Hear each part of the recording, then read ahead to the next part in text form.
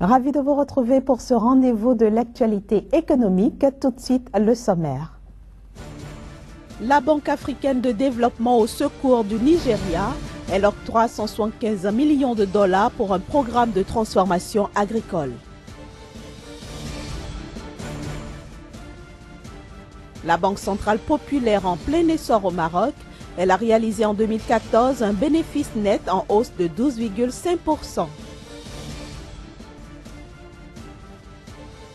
Enfin, nous irons au Qatar où les femmes se lancent dans les affaires en dépit du conservatisme religieux ou familial. À nouveau, bonjour et bienvenue dans le journal de l'économie. La Banque africaine de développement BAD a octroyé 175 millions de dollars au Nigeria, ceci pour accompagner la première phase du programme de soutien à la transformation agricole. Cette somme servira notamment à financer l'implantation de 4 zones de transformation des cultures vivrières, en plus de contribuer au PIB du pays à hauteur de 9 milliards de dollars. Eh bien, ce projet permettra la création de 200 000 nouveaux emplois. Direction maintenant le Bénin. Le gouvernement a fait passer le prix plancher de l'anacarde de 200 francs CFA à 225 francs CFA le kilogramme. Les producteurs d'anacarde obtiendront de ce fait 25 francs de plus par kilogramme de noix produites durant la nouvelle campagne de commercialisation. Par ailleurs, les superficies consacrées à la culture sont passées de 165 000 hectares à 191 000 hectares entre 1998 et 2007. Les exportations, quant à elles, ont évolué de 19 174 tonnes en 1997 à 69 357 tonnes en 2006. Il faut ajouter que pour la campagne en cours, le pays s'attend à produire environ 120 000 tonnes de noix de cajou. La direction du port ivoirien de San Pedro entamera dès le mois prochain un roadshow en France et au Royaume-Uni. L'objectif est de lever 180 milliards de francs CFA en vue de financer un programme d'extension et de modernisation de ce port. Le programme nécessitera des investissements globaux de 900 milliards de francs CFA entre 2015 et 2020. Sur ce montant, 180 milliards de francs CFA seront levés sous forme de prêts et de financement direct. Les 720 milliards restants seront mobilisés grâce à des accords de concession BOOT, entendez Bulk Operate and Transfer. Ces accords seront conclus notamment dans le cadre de partenariats publics-privés. Nous passons à un autre élément dans ce journal de l'économie. Eh bien, la zone euro a affiché une croissance de 0,3% au 4e trimestre 2014. Le chiffre a été confirmé vendredi dernier par l'Office européen des statistiques Eurostat qui a publié par la même occasion une deuxième estimation du produit intérieur brut sur la période. Cela porte la croissance pour la région à 0,9% pour l'ensemble de l'année 2014. Plus de précisions dans ce reportage. Eurostat a estimé à 0,9% la croissance affichée par la zone euro pour l'ensemble de l'année 2014. Parmi les États membres pour lesquels les données sont disponibles pour le 4e trimestre, l'Estonie plus 1,1% ainsi que l'Allemagne et l'Espagne plus 0,7% chacun ont affiché les plus forts taux de croissance par rapport au trimestre précédent. Chypre, moins 0,7%, la Grèce, moins 0,4%, l'Autriche ainsi que la Finlande, moins 0,2% chacun, ont eux enregistré des baisses. De son côté, la France, deuxième économie de la zone euro, a affiché une croissance de 0,1% fin 2014, tandis que l'Italie a enregistré une croissance à l'arrêt, soit 0%. Dans le détail, la consommation des ménages a augmenté de 0,4% dans la zone euro et les investissements ont progressé de 0,4%. Les exportations ont cru de 0,8% et les importations de 0,4%. D'après une analyse d'Eurostat, la croissance au 4e trimestre provient à la fois de la consommation des ménages, des investissements et du commerce extérieur, ce qui laisse penser que l'affaiblissement de l'euro commence à bénéficier aux entreprises exportatrices. Retour sur le continent africain pour dire que le groupe bancaire marocain Banque Centrale Populaire annonce avoir réalisé en 2014 un bénéfice net en hausse de 12,5% à 2,2 milliards de dinars marocains, soit 224,9 millions de dollars. Le produit net bancaire banque a augmenté de 12% à 14,7 milliards de dinars.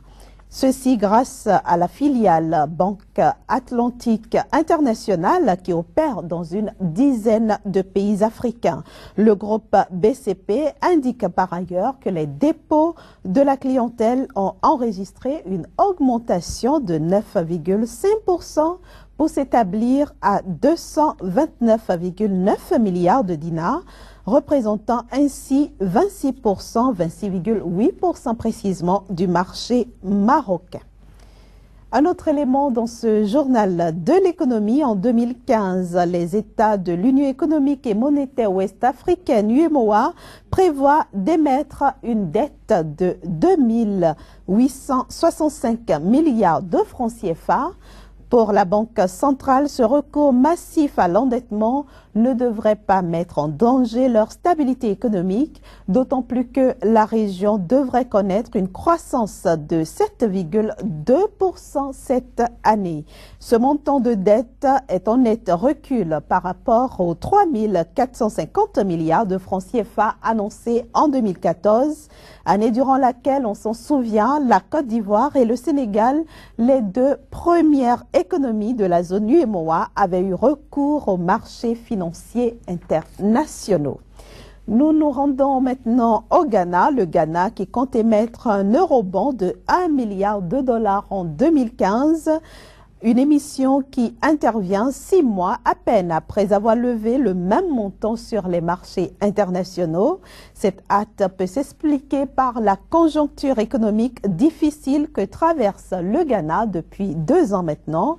Une situation qui a entraîné une hausse considérable du coût de la dette du pays sur le marché local et provoqué par la même occasion les inquiétudes des investisseurs internationaux. Nous quittons le continent africain pour nous rendre au Qatar à la rencontre d'une jeune femme qui a choisi de créer son propre commerce. Elle vend des objets made in Qatar.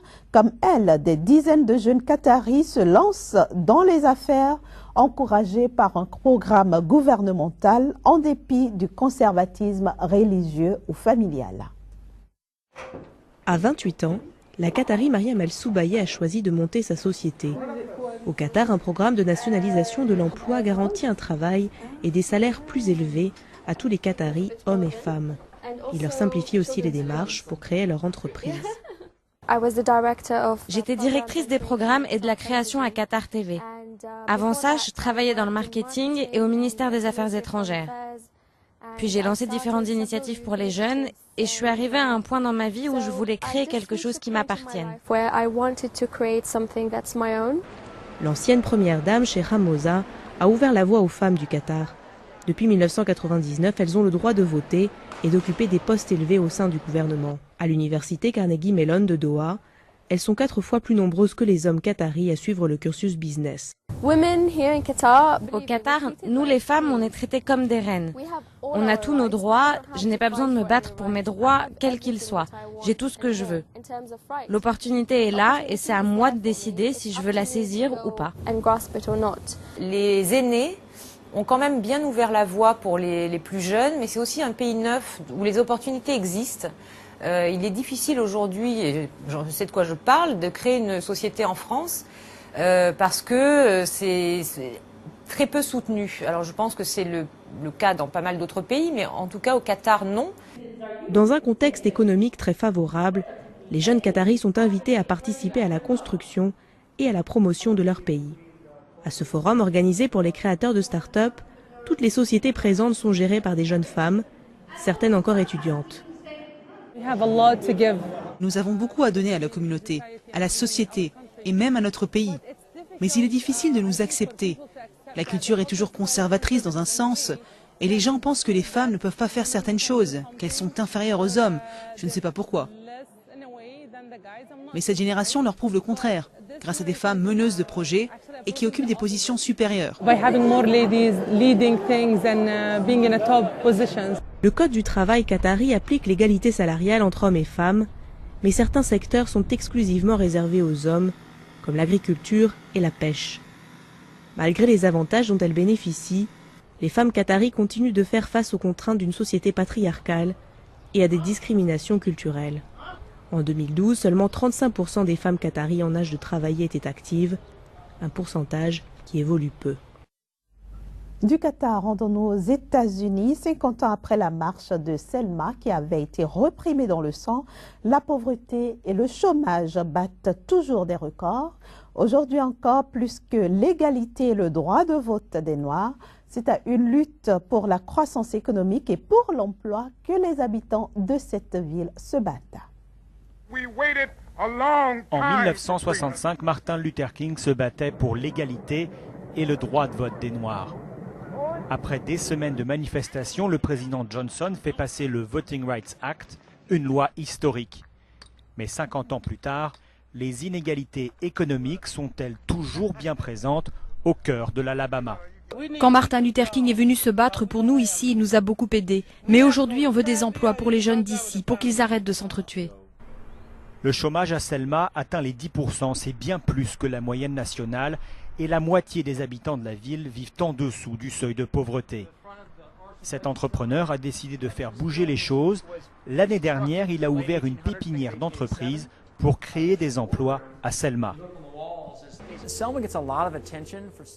On parle beaucoup de Selma à cause de la lutte pour les droits civiques, mais les gens qui vivent ici veulent plus de croissance économique. Ce serait bien si toute l'attention qu'on a donnée aux droits civiques pouvait désormais se tourner vers l'économie. J'aimerais bien voir plus d'industrie à Selma, et je ne suis pas le seul. Pour beaucoup ici, la venue de Barack Obama, premier président noir pour les 50 ans des marches de Selma, est un rappel fort du chemin parcouru, même si la lutte est loin d'être finie.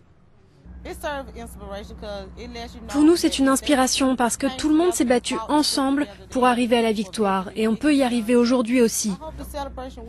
J'espère que cette célébration va attirer l'attention sur Selma pour voir à nouveau des changements positifs. Interdite par la loi en 1965, la ségrégation dans les bureaux de vote a peu à peu disparu des esprits. Aujourd'hui, c'est la lutte pour l'emploi et l'égalité des chances qui a pris le dessus. Voilà, mesdames, messieurs, ce sera tout pour ce journal de l'économie. Merci de nous avoir suivis. On se retrouve demain pour d'autres informations. Au revoir.